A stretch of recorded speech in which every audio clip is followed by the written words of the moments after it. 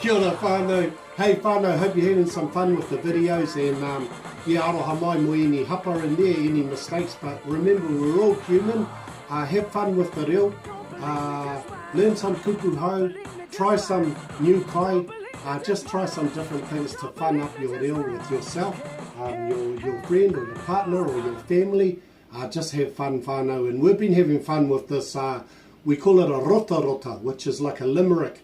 But the object of a rotarota is to help you to sharpen up the hinengaro and to ako kupu hou and to have a bit of fun at the same time. So we're going to try it out tonight because Hannah's been trying to beat me all week with this one, tapu tapu care, and learning the kupu hou for this week. So without further ado, I'm sorry Mere couldn't make it tonight. She's looking after the fort, and we've come over here to have a kai. But have some fun whānau, anei te rotarota.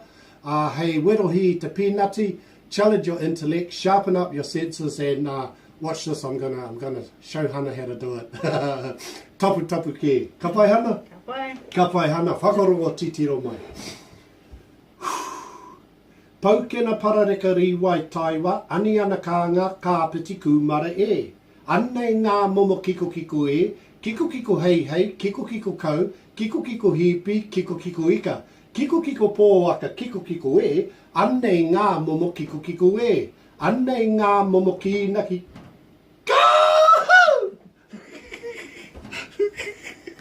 Ka pai Hannah, blimmin' hell, I nearly made it. Ka pai, I'm sure you put me off, Hannah. She put me off, hey whānau? Ka pai whānau. Okay Hannah, your turn. Are you ready? Aye. We can do this. Paukena parareka, tahi, rua, toru, pa! Paukena parareka riwai taiwa, anianga Kïanga ka piti kumara e.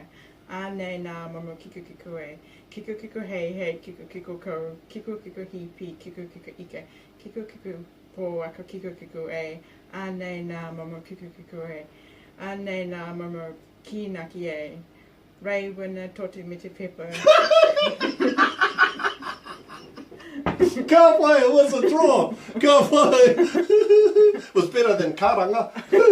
Ka pai whānau. Hey whānau, I'm going to put it up there for you. Have a go at it tonight.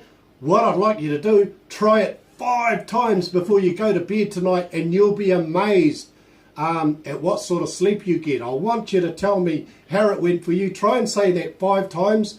The 3 different food types, the vegetables, the huawhenua, the kiko, all the meat types, and the other condiments and Kïnaki. Ka pai whānau, do that and have a good night's sleep, and we'll catch you up tomorrow. Pō mari e. Ka pai, I'm sure you cheated, Hannah. Don't believe me, just watch. Don't believe me, just watch. Hey, hey, hey.